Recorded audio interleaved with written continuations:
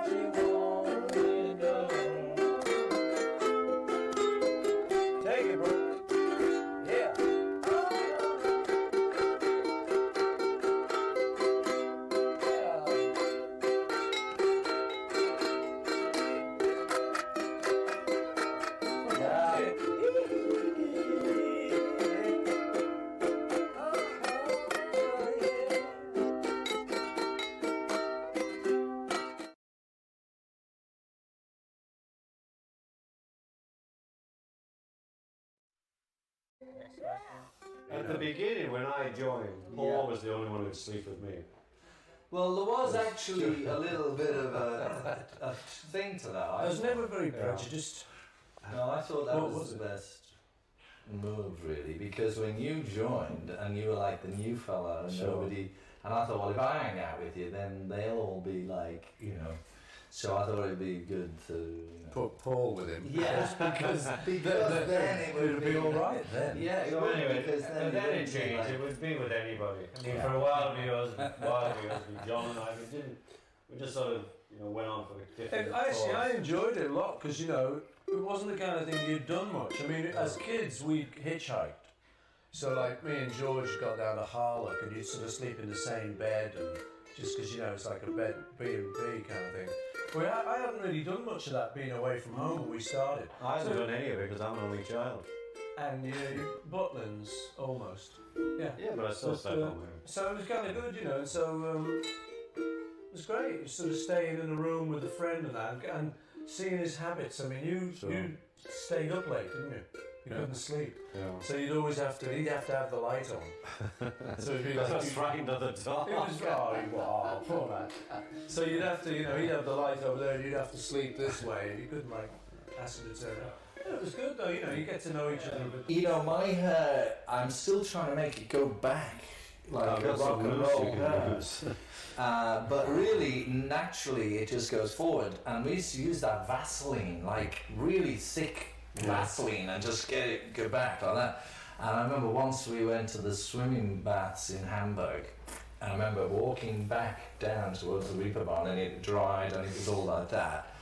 And then by the evening, we saw our friends who was all in Jürgen and Astrid, and I remember them saying, "Oh no, don't do that. Leave it like it is. It's really good." And it was kind of like that, and everybody around that time was starting to just, because of their influence, if they'd have said, no, it's naff, we would have probably changed it, but because they liked it, then we liked it.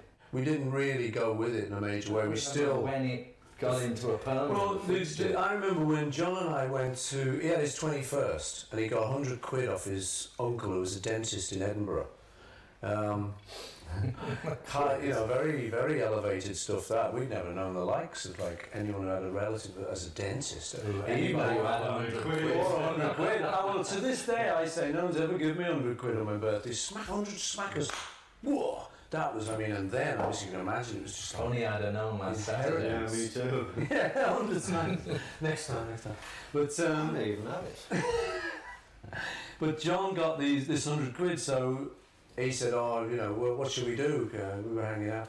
So we decided to go to Spain, spend this 100 quid. We got as far as Paris. We hitchhiked, got as far as Paris. I decided, no, we'll maybe go to Spain, maybe later in the week, because we kept liking Paris. Anyway, we bumped into Jürgen, who was our friend from Astrid and Jürgen and Klaus. Bumped into Jürgen and said, your hair's nice, could you do ours like that? So he said, are you sure you want this? Maybe. No, yeah. Go on, we're on holiday, Paris, go on and all that. And so he did it, and we arrived back in Liverpool with this me and John with this sort of funny hair forward, like you were saying. And everyone was a bit dubious about it, but it just fell into the thing then. And we sort of kept it forward. I only met him that once, that night. He was, when I saw him, I was like a hippie and I had all this denim on and I had long hair and stuff down to here. It was in the early 70s and I went backstage to meet him and those big dressing rooms, like miles of toilets and stuff. And so I was sitting there talking to the guys again and he was nowhere to be seen. Then finally he came round the corner and he had that big white outfit with all the gold things and the big belt buckle like this. And he looked like Ringo. He was all, his beard was varnished. All his hair was black and he was all tanned and stuff. And he seemed like, I thought I was meeting Vishnu or, Krishna or somebody. It was just like, wow. And I just felt like this little snotty, grubby little, Elvis, how are you? And he was like, hey. just all this big white thing on. And I just wanted to say, why don't you just go and do That's All Right, Mama, and, and Baby forget all those chick singers, I did it my way. It was sad, but he did a couple of good tunes. Yeah. But did you ever meet him again? Not after that day. But he was great when he was great.